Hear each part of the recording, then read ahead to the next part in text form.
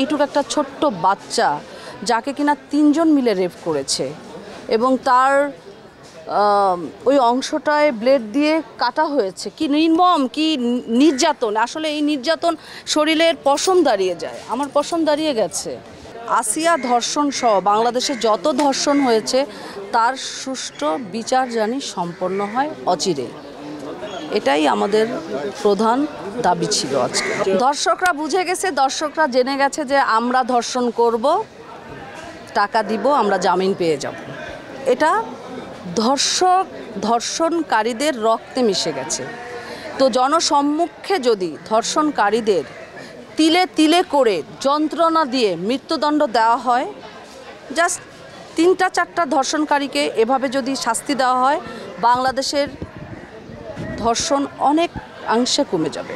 অনেকে আসেননি, হয়তোবা পারিবারিক কোনো অসুবিধার মধ্যে ছিল কিংবা অসুস্থ থাকতে পারে, দেশের বাইরে থাকতে পারে, এটা যার যার ব্যক্তিগত ব্যাপার। আমরা যারা এসেছি জাস্ট একদিনের নোটিশে আজকে এতগুলি শিল্পী এখানে প্রেজেন্ট হয়েছে। আমি এসেছি আমার দায়িত্ব থেকে, আমার ভিতরের মনুষ্যত্ব আমাকে বলেছে তোমার যাওয়া উচিত, এজন্য আমি এসেছি।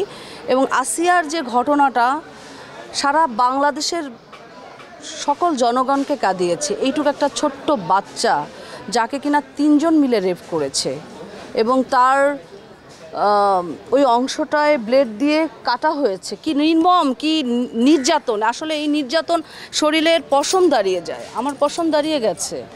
সো আমি আপনাদের মাধ্যমে বলতে চাই যে এই সব ধর্ষণকারীদের জন্য অচিরেই বিচার হয়, বিচার হইতে হবে, নাহলে বন্ধ হবে না।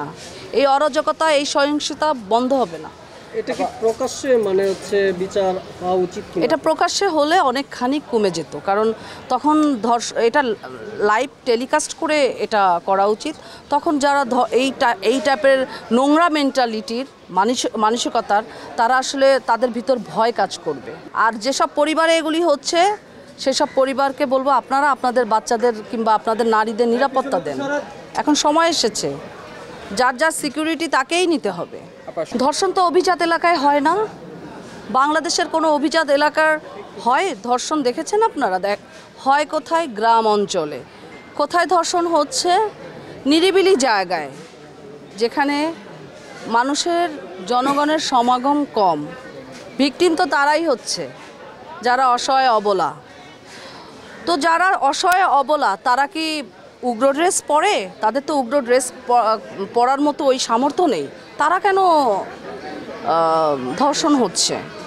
এগুলি মানুষের মন গড়া কথা, এগুলি হচ্ছে দায় সারা গোছের কথা। এগুলি আমি মানি না। একজন আসিয়া যখন ধর্ষণ হয়েছিল, তার ওড়না পরার বয়স হয়নি, তাকে কেন ধর্ষণ করা হলো? আমার জাতির কাছে প্রশ্ন এটা। একটু তো আইনের অবনতি হয়েছেই, যেহেতু দেশের সরকার চেঞ্জ হয়েছে। তো আমি মনে করি যে নিরাপত্তার যে দায়িত্বটা, সাবধানতাটা, সেটা প্রত্যেকটা পরিবার থেকে তৈরি করা উচিত। প্রত্যেকটা পরিবার থেকে তৈরি করা উচিত, না হলে এরকম ভিকটিম আমরা সামনে আরও দেখতে পারবো। আর বিশ্ব দরবারে আমাদের বাংলাদেশের যে একটা সুনাম আছে সেটা অচিরেই নষ্ট হবে।